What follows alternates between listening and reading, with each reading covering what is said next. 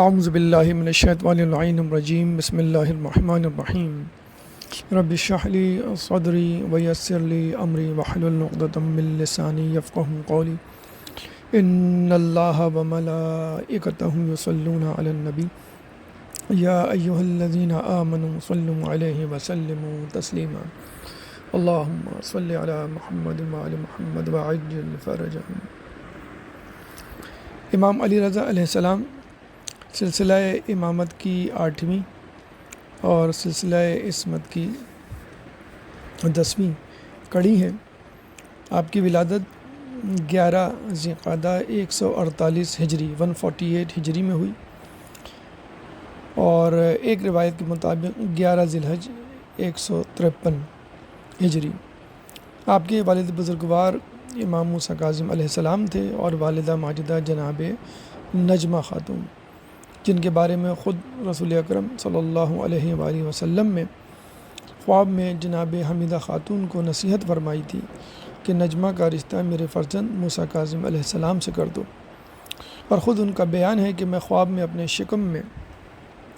تسبیح و تہلیل کی آوازیں سنا کرتی تھی، مجھے حمل میں کسی طرح کی گرانی کا احساس نہیں ہوا،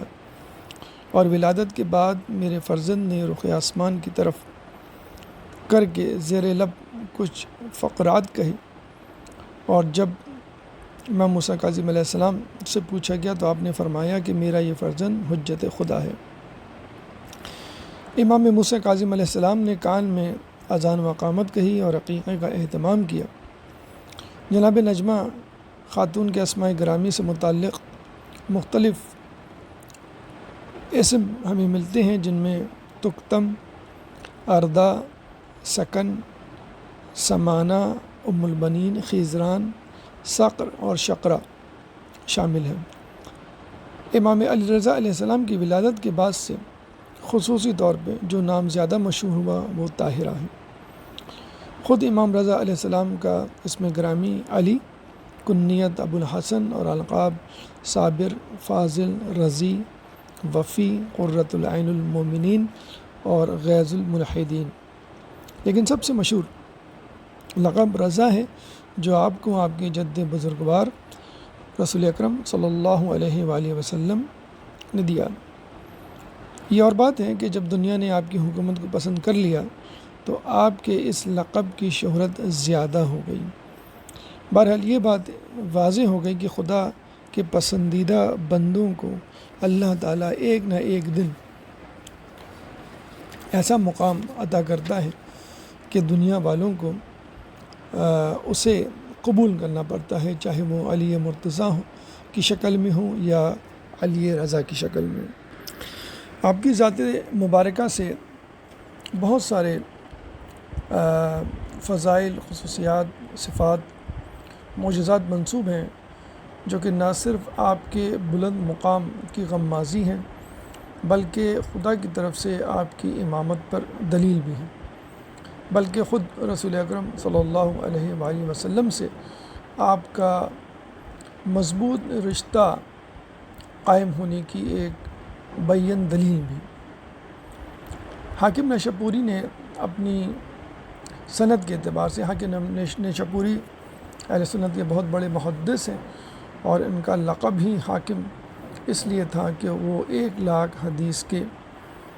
حافظ تھے، اور انہوں نے اپنے زمانے میں بہت ساری ایسی احادیث اپنی کتاب مستدرک علی الصحیحین لکھی ہے، اور مستدرک کا مطلب ہوتا ہے اکمپلشمنٹ یا مکمل کرنے والا۔ آپ کے مطابق بہت ساری احادیث صحیح بخاری، صحیح مسلم کی سند ان کے معیار پر پورا اترتی ہیں، لیکن کسی وجہ سے امام بخاری، امام مسلم نے انہیں اپنی کتابوں میں جگہ نہیں دی، چنانچہ انہوں نے اس کام کا بیڑا اٹھایا کہ ان تمام احادیث کو ایک ایسی کتاب میں جمع کریں کہ جس میں ان احادیث کو درج کیا جائے کہ جو امام مسلم، امام بخاری کے معیارات پر تو پورا اترتی ہیں، لیکن وہ ان کتابوں میں لکھنے سے رہ گئیں، اور یوں لوگ بہت ساری احادیث کو مس کرنے سے یا ان سے استفادہ نہ کرنے کی وجہ سے محروم تھے۔ چنانچہ اس کتاب یعنی مستدرک علی الصحیحین کی وجہ سے لوگ بہت ساری احادیث کو دوبارہ سے پڑھنے اور ان سے استفادہ کرنے کے قابل ہوئے۔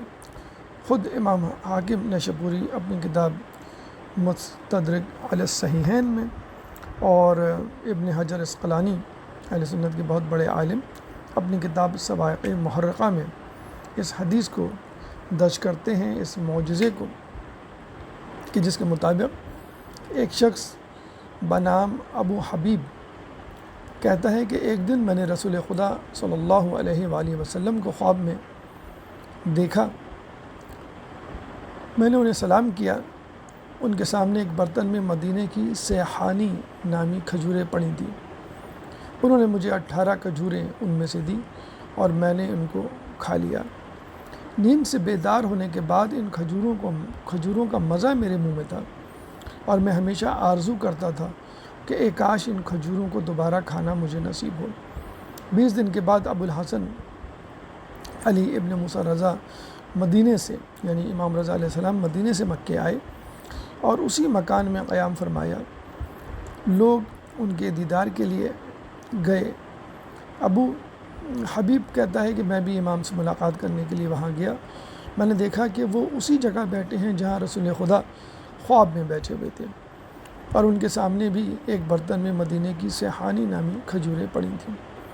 میں نے امام کو سلام کیا اور انہوں نے مجھے اپنے پاس بلایا اور اپنے ہاتھ سے اس برتن سے مجھے کچھ کھجوریں دیں۔ میں نے ان کو گنا تو وہ بھی 18 کھجوریں دیں۔ میں نے امام سے عرض کیا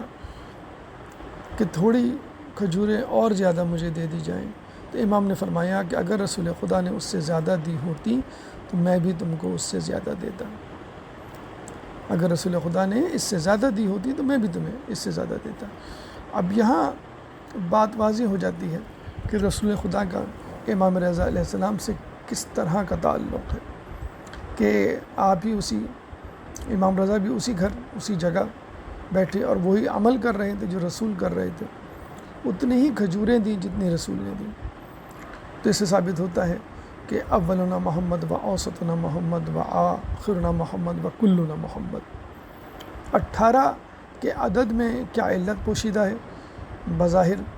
اس سے یہ معلوم ہوتا ہے کہ آدمی کے سیدھے ہاتھ کی جو 3 لکیریں ہیں ان کو دیکھا جائے تو وہ بھی 18 کا عدد بنتا ہے، اور اس میں بھی شاید یہ علت ہے کہ اللہ تعالیٰ چاہتا ہے کہ 18 ذی الحج جو کہ اعلان غدیر کی تاریخ ہے، ولایت علی کے اعلان کی تاریخ ہے، وہ ہر شخص کو یاد رہے، اور ہر شخص کے ہاتھ میں یہ عدد کندہ کر دیا گیا تاکہ وہ اس اہم اعلان کو کبھی نہ بھولے۔ تو ایک واقعہ جس سے ظاہر ہوتا ہے کہ ہمارے ائمہ کس طرح رسول اللہ کے بلا شبہ جانشین ہیں، حقیقی، علمی، کسبی طور پہ بھی، اور معجزاتی اور وہابی اور الہی طور پہ بھی۔ بادشاہ وقت اور ان کے وزراء کوشش کیا کرتے تھے کہ ائمہ کو کسی نہ کسی طرح نعوذ باللہ من ذالک ذلیل و رسوا کرنے کا کوئی بہانہ ہاتھ سے نہ جانے دیں۔ چنانچہ جب بھی کوئی موقع آتا وہ کوشش کرتے کہ شیعوں کے امام کسی طرح لوگوں کے سامنے ذلیل و رسوا ہو جائیں۔ اب بادشاہوں کا یہ طریقہ تھا کہ جب بھی ان کا کوئی اہم مہمان دربار میں داخل ہوتا تو دربار میں موجود دربان اس کے لیے پردہ ہٹاتے اور وہ باعزت طور پر اندر داخل ہوتا۔ یہ اس بات کی دلیل ہوتی کہ بادشاہ اس شخص سے راضی ہیں اور وہ ایک VIP پرسنالٹی ہے۔ کہتے ہیں کہ جب مامون نے امام رضا علیہ السلام کو اپنا ولی عہد مقرر کیا تو خود مامون کے نزدیکی دوست، وزراء اور درباری علماء بہت زیادہ امام رضا علیہ السلام سے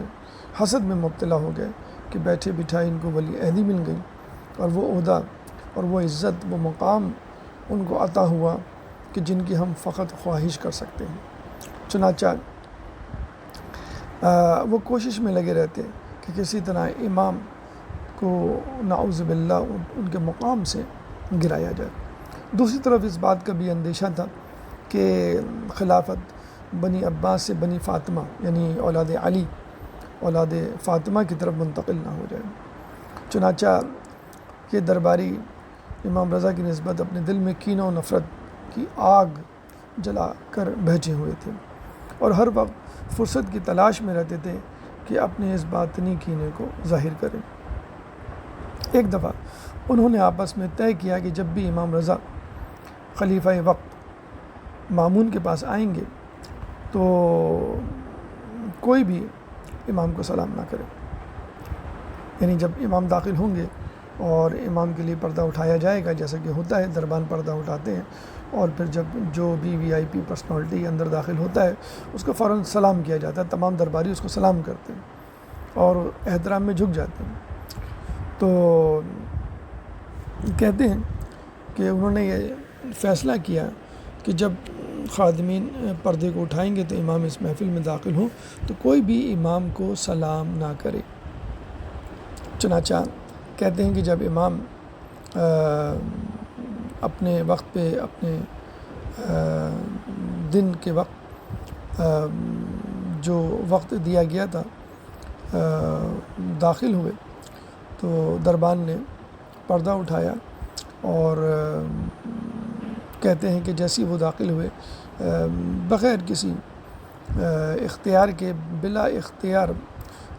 تمام لوگوں نے ان کو سلام کیا۔ ان کی ہیبت، ان کی جسے کہتے ہیں کہ منزلت اتنی تھی کہ وہ مجبور ہو گئے۔ اس کے بعد وہ آپس میں ایک دوسرے سے کہنے لگے یہ کیا ہو گیا، اور ایک دوسرے کو ملامت کرنے لگے۔ پھر انہوں نے دوسری مرتبہ یہ کہا کہ ہم کیوں نہ دربان کو ہی منع کر دیں کہ وہ پردہ ہی نہ اٹھائے، اور جب وہ پردہ نہیں اٹھائے گا تو ہم جو ہے وہ سلام بھی نہیں کریں گے، کیونکہ کہتے ہیں کہ انہوں نے یہ سوچا کہ اگر ہم سلام نہ کریں تو ہو سکتا ہے ہمیں بادشاہ اس کی سزا دے اور کہے کہ تم نے جو ہے وہ سلام کیوں نہیں کیا۔ تو ہم کہہ دیں گے کیونکہ پردہ نہیں اٹھا اس لیے ہم نے سلام بھی نہیں کیا، اور دربان کہہ دیں گے کہ ہم بھول گئے کہ ہمیں پتہ ہی نہیں تھا کہ کوئی آ رہا ہے۔ بہرحال تو کہتے ہیں کہ امام اپنے وقت کے مطابق داخل ہوئے تو دربان نے اپنا رخ کسی اور طرف کر لیا، یہ بہانہ بنا کے کہ ہم متوجہ نہیں ہیں، لیکن کہتے ہیں یعنی پردہ نہیں اٹھایا، لیکن کہتے ہیں کہ اسی وقت ایک تیز ہوا کا جھونکا آیا، اس ہوا نے اس پردے کو اٹھا دیا اور امام بڑے عزت و وقار کے ساتھ محفل میں داخل ہوئے۔ اور اتفاقاً جب امام واپس دربار سے جا رہے تھے تو واپسی پر بھی ایسا ہوا کہ ہوا کا ایک جھونکا آیا اور پردہ جو ہے دوسری طرف ہوا میں اوپر اٹھ گیا اور امام آرام سے وہاں سے نکل کر چلے گئے۔ آپ اس سے اندازہ لگا سکتے ہیں کہ خداوند متعال امام پر کتنا رحیم تھا اور امام کو کتنی عزت بخشی گئی، اور یہ تمام عزت و وقار ایک غیبی مدد کے طور پر ان کی عزت میں اضافہ کرتی ہے، اور ساتھ ہی ساتھ ان کے دشمنان درباری علماء اور درباری وزراء جو ہے وہ خود امام کے سامنے، بادشاہ کے سامنے ذلیل و رسوا ہو جاتے ہیں۔ جب امام کی عزت و منزلت لوگوں کے سامنے آشکار ہوئی اور امام کی شہرت کا چرچا ہر خاص و عام کی زبان پر عام ہوا تو مختلف لوگوں میں، جیسے آج کل کے دور میں بھی دیکھا جاتا ہے، جو شخص مشہور ہوتا ہے لوگ اس سے اپنے رشتے کو جوڑنے لگتے ہیں۔ چنانچہ کہتے ہیں کہ شہر خراسان میں زینب نامی ایک عورت تھی، اس نے دعویٰ کیا کہ وہ علوی ہے، یعنی اولاد علی میں سے ہے، اور اس سے بھی بڑا دعویٰ یہ کیا کہ وہ فاطمہ الزہرا سلام اللہ علیہا کی نسل سے ہے، اور کہا کہ میں ہی ان کی بیٹی زینب ہوں۔ جب یہ خبر امام رضا علیہ السلام تک پہنچی تو امام نے اس عورت کو حاضر کرنے کا حکم دیا۔ جب وہ امام کے پاس لائی گئی تو امام نے اس کو دیکھ کر فرمایا کہ وہ علوی نہیں ہے۔ اس عورت نے امام کا مذاق اڑاتے ہوئے تمسخر آمیز لہجے میں کہا کہ تم میرے نسب کے بارے میں شک کرتے ہو تو میں بھی تمہارے نسب کے بارے میں نعوذ باللہ شک کرتی ہوں۔ اس دور میں حاکم وقت کے محل میں ایک ایسی جگہ ہوتی تھی کہ جہاں پر درندے یعنی حیوانات کو رکھا جاتا تھا، اور ان حیوانات کے ذریعے سے ایسے لوگوں سے انتقام لیا جاتا تھا، ایسے مجرموں سے انتقام لیا جاتا تھا کہ جن سے بادشاہ ناراض ہوتا تھا۔ امام رضا علیہ السلام نے اس عورت کو حیوانات کے نگہبان کے پاس بھیجا اور فرمایا کہ یہ ایک جھوٹی عورت ہے اور اس نے علی اور فاطمہ پر جھوٹی تہمت لگائی ہے اور یہ نسل علی سے نہیں ہے۔ اگر یہ عورت سچ بول رہی ہے اور علی اور فاطمہ کے بدن کا ٹکڑا ہے تو پھر اس کا بدن اور گوشت درندوں پر حرام ہے، بس اس کو درندہ حیوان کے درمیان لے جاؤ۔ اگر یہ سچی ہوئی تو حیوانات اس کے نزدیک نہیں جائیں گے، اور اگر یہ جھوٹی ہوئی تو حیوانات اس کو چیر پھاڑ کھائے جائیں گے۔ جب اس زینب کذاب نے امام کی اس بات کو سنا تو فوراً امام سے بے ادبی کے انداز میں کہا، اگر آپ سچے علوی اور امام ہیں تو پہلے آپ حیوانات کے پاس جائیں۔ جب امام نے یہ سنا، کچھ روایتوں میں آیا ہے کہ وہاں پہ موجود درباری ملاؤں نے، درباری وزراؤں نے اور خاص افراد میں جو امام کے کینے میں مبتلا تھے، خود بادشاہ سے کہا کہ آپ امام کو کیوں نہیں بھیجتے؟ اگر یہ اپنے دعوے میں سچے ہیں تو حیوانات ان کو کچھ نہیں کہیں گے۔ اپنے تئیں وہ یہ سمجھ رہے تھے کہ نعوذ باللہ امام جب ان وحشی درندوں کے پنجرے میں جائیں گے، ان کے پاس جائیں گے تو یہ حیوانات ان کو چیر پھاڑ کھائیں گے، اور اس طرح نعوذ باللہ امام سے ہماری جان چھٹ جائے گی اور امام لوگوں کے سامنے ذلیل و رسوا بھی ہو جائیں گے، امامت کا عقیدہ بھی ہمیشہ کے لیے دفن ہو جائے گا۔ بہرحال حاکم وقت کے کہنے پر یا خود امام نے اپنے طور پر اپنے آپ کو حیوانات کے پنجرے میں داخل ہونے کے لیے پیش کیا، اور جب وہ اندر داخل ہوئے تو لوگ بہت زیادہ متمنی تھے، بہت زیادہ منتظر تھے کہ اس خوفناک منظر میں کیا ہوتا ہے۔ امام رضا علیہ السلام جب حیوانات کے نزدیک گئے تو لوگ یہ دیکھ کے حیران رہ گئے کہ تمام پر درندے رام ہو گئے، جیسے ایک سدھایا ہوا جانور، ایک حیوان پالا ہوا، جسے کہتے ہیں کہ جانور اپنے مالک کے قدموں میں لوٹنے لگتا ہے، بالکل اسی طرح تمام درندے آپ کے قدموں میں آ کے لوٹنے لگے اور اپنے آپ کو امام کے سامنے اس طرح پیش کیا کہ وہ آپ کو اپنا امام سمجھتے ہیں۔ تسلیم و رضا کی منزل پر حیوانات نے اپنے آپ کو ثابت کیا، آپ کے ہاتھوں کو اور آپ کے پیروں کو ان درندوں نے چومنا شروع کیا، گویا بتلانا چاہ رہے تھے کہ تم انسان ہو کر علم رکھتے ہوئے امام کو اپنا ولی، سرپرست اور امام نہیں مان رہے، دیکھو ہم حیوان ہوتے ہوئے امام کو اپنا ولی، امام مانتے ہیں۔ اور حقیقت ہے کہ امام نہ صرف انسانوں کا بلکہ حیوانات، جمادات، نباتات تمام کا، روئے زمین پر موجود بلکہ کائنات میں موجود ہر مخلوق کا امام ہوتا ہے۔ جہاں تک خدا کی خدائی ہے وہاں تک امام کی امامت ہوتی ہے۔ کہتے ہیں کہ امام تھوڑی دیر کے بعد پنجرے سے باہر آ گئے اور نگہبان کو حکم دیا کہ اب اس عورت کو پنجرے میں ڈال دو۔ جب کہتے ہیں کہ اس عورت کو پنجرے میں ڈالا گیا تو اس عورت کو ان درندوں نے چیر پاڑ کھایا۔ اس وقت سے وہ عورت زینب کذاب کے نام سے مشہور ہوئی، تاکہ زینب کبریٰ سلام اللہ علیہا کی شخصیت مکمل واضح طور پر روشن اور عیاں ہو جائے، اور زینب کذاب اور اس جیسے لوگ جو اپنے آپ کو اہل بیت سے غلط منسوب کرتے ہیں ہمیشہ کے لیے ناکام و نامراد ہو جائیں۔ اس واقعے کو اہل سنت کے عالم علی بن حسین مسعودی نے اپنی کتاب مروج الذہب میں جلد نمبر 4 صفحہ نمبر 86 میں، ابن حجر عسقلانی نے اپنی کتاب الصواعق المحرقہ میں صفحہ نمبر 205 میں درج کیا ہے۔ ہمارے ائمہ نہ صرف اس دنیا میں جب اپنی زندگی میں لوگوں کو فیضیاب کیا کرتے تھے بلکہ اس دنیا سے جانے کے بعد بھی ان کے روضے مرجع خلائق بنے ہوئے ہیں، بلکہ خود چاردہ معصومین کے علاوہ جو دیگر معصومین ہیں جنہوں نے کسبی طور پر اس عصمت کو حاصل کیا ہے، بی بی معصومہ قم سلام اللہ علیہ قم میں، اور حضرت عباس، جناب علی اکبر کربلا میں، ان کے روضے اس بات کی بین دلیل ہیں۔ یوں تو لاتعداد واقعات امام علی رضا علیہ السلام کے روضے سے منسوب ہیں، خصوصی طور پر بیماروں کے حوالے سے ایک دلچسپ واقعہ جو کہ بہت زیادہ پرانا نہیں، امام کے روضے سے منسوب ہے، ایک فرانسیسی شخص کے بیٹے کے حوالے سے۔ امام رضا علیہ السلام کے روضے میں ایک عالم دین نماز فجر